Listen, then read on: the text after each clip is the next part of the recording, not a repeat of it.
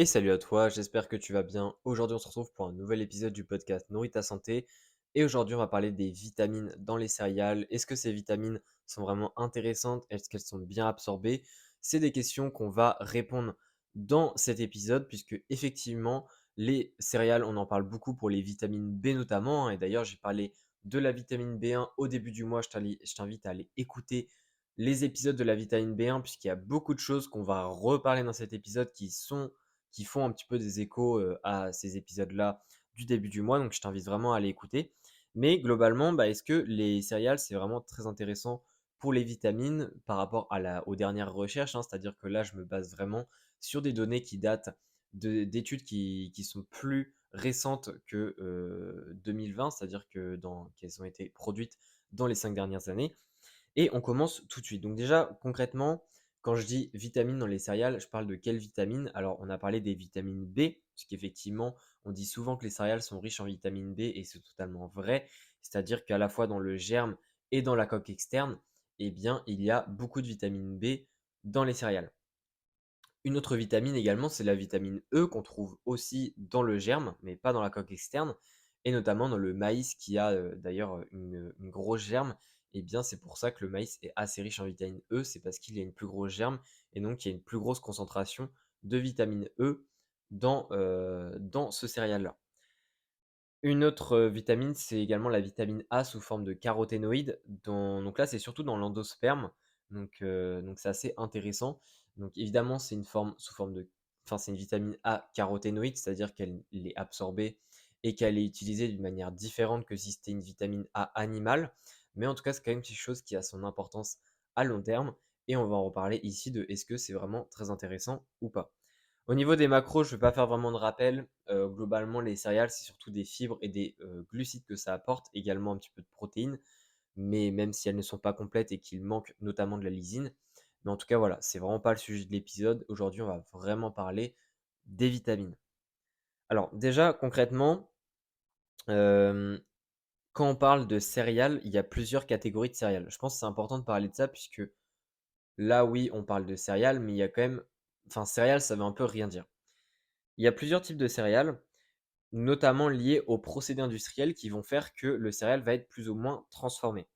Déjà, ce qu'il faut comprendre, c'est qu'un procédé industriel, donc le fait de transformer un aliment, ça ne veut pas dire qu'on veut rendre l'aliment moins intéressant nutritionnellement. Ce qu'il faut comprendre, c'est que si on va dans les définitions agroalimentaires, un procédé industriel ou du moins une transformation alimentaire, ça a plusieurs rôles et pas seulement lui de rendre l'aliment meilleur. Oui, il y a un des rôles, une des fonctions possibles, c'est de rendre l'aliment meilleur, mais il y a trois autres fonctions. Il y a à la fois le fait de rendre l'aliment consommables par l'humain, parce qu'effectivement, il y a certains aliments, si on ferait rien du tout sur leur forme de base, eh bien, ça serait plus compliqué de les consommer. Ça ne veut pas dire que ça serait impossible, mais du moins, ce serait plus compliqué, ils seraient moins bien digérés, etc. Et notamment pour certaines populations, ça pourrait être très compliqué.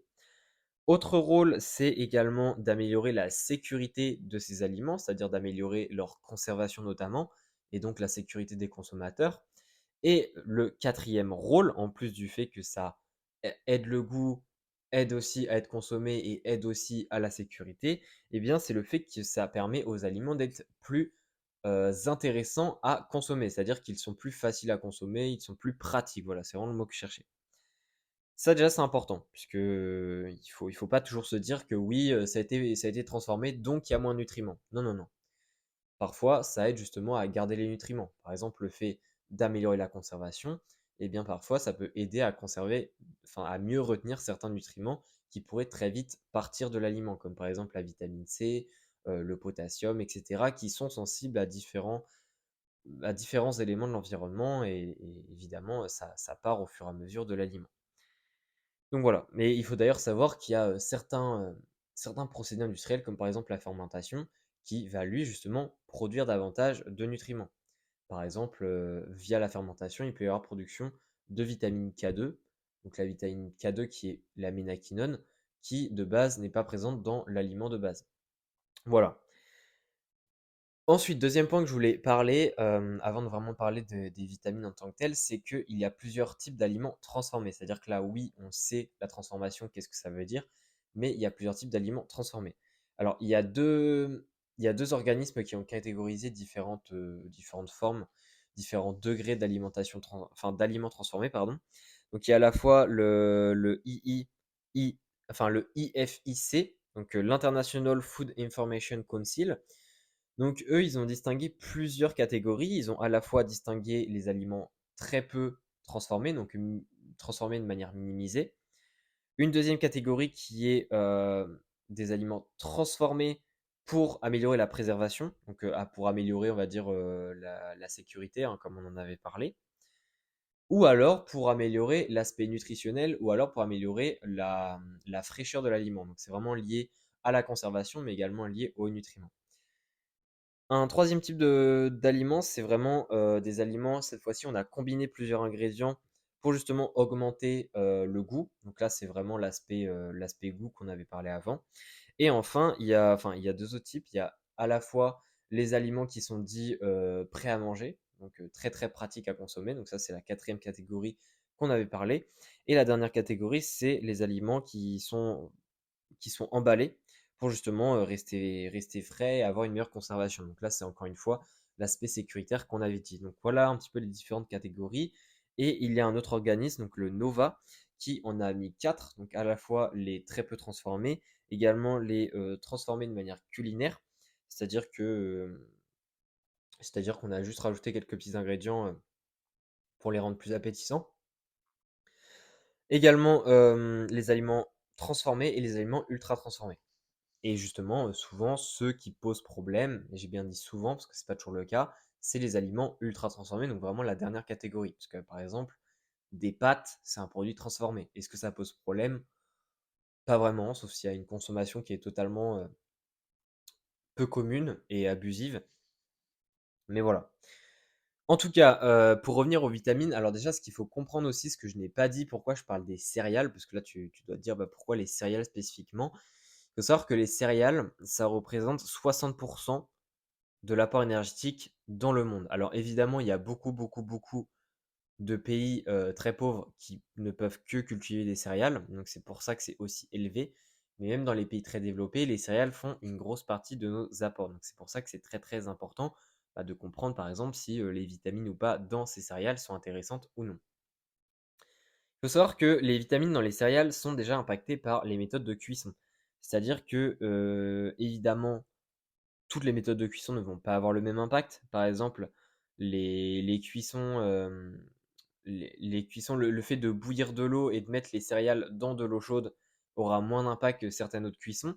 Mais il faut comprendre de manière globale que plus une cuisson va mettre une température élevée, plus elle va engendrer une température élevée et plus il y aura de pertes de vitamines. Les vitamines sont énormément sensibles à la chaleur et évidemment, même si tu mets ça à une chaleur qui est plus faible mais pendant une durée plus longtemps, oui, ça aura un impact, mais pas autant que si tu mettais une très très très grande température pendant même un petit peu moins longtemps. Alors, donc déjà, il y a ça à comprendre, mais aussi ce qu'il faut comprendre, c'est que, parce que là, je suis en train de te dire que cuire tes aliments va diminuer les vitamines dans les céréales. En fait, il faut comprendre que les méthodes de cuisson sont généralement contraires en termes d'effet ce qu'on appelle la bioaccessibilité des vitamines, c'est-à-dire que le fait de cuire un aliment va certes diminuer le taux de vitamines qu'il y a dedans, mais en tout cas, les vitamines qu'il y avait dans cet aliment et qui restent dans cet aliment-là, même après la perte d'une proportion de cette vitamine, eh bien, cette vitamine-là sera encore plus bioaccessible. C'est-à-dire que le fait de cuire un aliment va, on va dire, un petit peu le détendre, on pourrait dire ça, et ça va faire qu'il va mieux te délivrer ces vitamines et donc tu vas mieux les absorber. Donc en final, oui, il y a un aspect négatif de la cuisson, mais il y a aussi un aspect positif au niveau de l'absorption. Donc c'est pour ça qu'il y a un petit peu un pour et un contre. Donc tout n'est pas enfin tout n'est pas gris, enfin tout n'est pas noir et tout n'est pas blanc, pardon. Voilà. En tout cas pour les cuissons, il faut comprendre que, bah, par exemple, pour la vitamine A, il y a environ 60% qui est retenu de la vitamine A, ce qui explique en fait que la cuisson n'enlève pas toutes les vitamines, mais en tout cas une partie. Et ça dépend beaucoup, notamment de la température, comme j'ai dit. Également, autre chose à comprendre, comme je l'avais dit tout à l'heure, il y a trois parties dans un céréal. Il y a l'endosperme, il y a la coque externe et il y a également le germe. Le germe et la coque externe, c'est ce qui est enlevé lors des procédés Quand par exemple, le riz blanc, quand on passe du riz complet au riz blanc, eh bien, on enlève à la fois la coque externe, mais également le germe. Il faut comprendre que ces 2 parties-là, des céréales sont les parties qui sont les plus riches en minéraux et en vitamines. Évidemment, il y a quelques exceptions comme la vitamine A, mais globalement, c'est très riche en, ces nutriments-là et aussi en polyphénols qui ont beaucoup de rôles justement dans la santé en tant qu'antioxydants et cetera. Enfin, il y a beaucoup de on ne sait pas encore tout sur les polyphénols, mais il y a beaucoup d'espoir au niveau, de la santé. Le problème, en fait, c'est que quand on va justement enlever la germe et également la coque externe, eh bien, ça va à la fois diminuer au moins de 50 voire de 90 les vitamines B, également, de 80 la vitamine K, également des facteurs antioxydants qu'il y avait de base dans les céréales, donc notamment les polyphénols. Aussi 90 voire 95 de la vitamine E, parce que comme je l'avais dit, c'est quasiment que présent dans le germe et par contre, ça va faire que les aliments sont beaucoup plus digestes, donc ça a quand même des intérêts pour certaines personnes. Donc ça, c'est aussi important. Et dernière chose que je voulais le dire, en fait, c'est que, OK, là, à partir de ce que je dis, on a l'impression qu'il y a plus du tout de vitamines dans les céréales, sauf si on mange des, céréales complètes. Sauf que le problème, c'est que les céréales complètes, comme je l'ai dit, eh bien, c'est moins bioaccessible au niveau des vitamines. Alors oui, certes, il y a quand même moins de vitamines qu'on pourrait peut-être le penser dans les céréales, mais il y a quand même peut-être plus de vitamines en fait que tu le penses. Pour la simple et bonne raison qu'il existe aussi la fortification et la biofortification pour les céréales qui sont extrêmement répandues dans les pays industrialisés comme le nôtre. La fortification, c'est le fait en fait de rajouter des nutriments dans le produit fini et la biofortification, c'est le fait de faire en sorte que les plantations de céréales vont par la suite être riches en nutriments quand elles vont grandir. C'est-à-dire que en fait, on essaye de trouver un petit peu génétiquement, etc., et bien, quel type de plantation vont permettre de donner des aliments qui sont les plus riches possibles en nutriments. Alors, donc déjà, il faut savoir que la biofortification est mieux que la fortification. Déjà, d'un point de vue écologique, un point de vue coût, etc., c'est beaucoup mieux, mais également pour éviter un risque d'overdose et également pour avoir des nutriments qui sont mieux bioaccessibles, puisque ceux qu'on rajoute dans l'aliment avec la fortification sont des nutriments synthétiques, et les nutriments synthétiques sont parfois et même souvent moins absorbés que ceux qui sont directement présents naturellement dans l'aliment. Mais en tout cas, c'est quand même 2 méthodes qui sont très intéressantes, même si la biofortification prend de plus en plus d'ampleur et c'est une très, très bonne chose. Mais en tout cas, il ne faut pas t'inquiéter au niveau de ça puisque on estime qu'environ, par exemple, si on prend, des exemples de certaines vitamines, et bien pour la vitamine B1, et bien les industries ajoutent environ 6,4 milligrammes par kilo de céréales, de vitamines. La vitamine B2, c'est 3,3 mg par kilo. La vitamine B3, c'est 52,9 mg par kilo, etc. Enfin bref, il y a pas mal de valeurs qui sont données et il y a un petit peu des protocoles à suivre.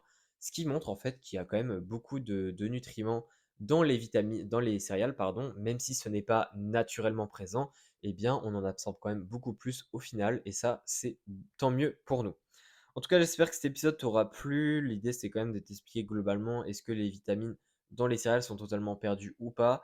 Tu as bien vu que la réponse était non, même s'il y a évidemment quelques petites choses à garder en tête, comme la température, le fait de manger aussi des céréales complètes, c'est très important pour les polyphénols, pour plus de vitamines, etc. Mais qu'il ne faut pas pour autant bannir les céréales raffinées, puisque ça a aussi quelques intérêts très intéressants. En tout cas, si ça t'a plu, eh bien, je t'invite à laisser une note sur le podcast, mais surtout à aller télécharger mon guide gratuit dans la description du podcast sur les carences alimentaires pour comprendre si tu as une carence ou pas d'un certain nutriment. Tu m'en diras une nouvelle quand tu l'auras téléchargé et on se dit à la prochaine. Allez, ciao.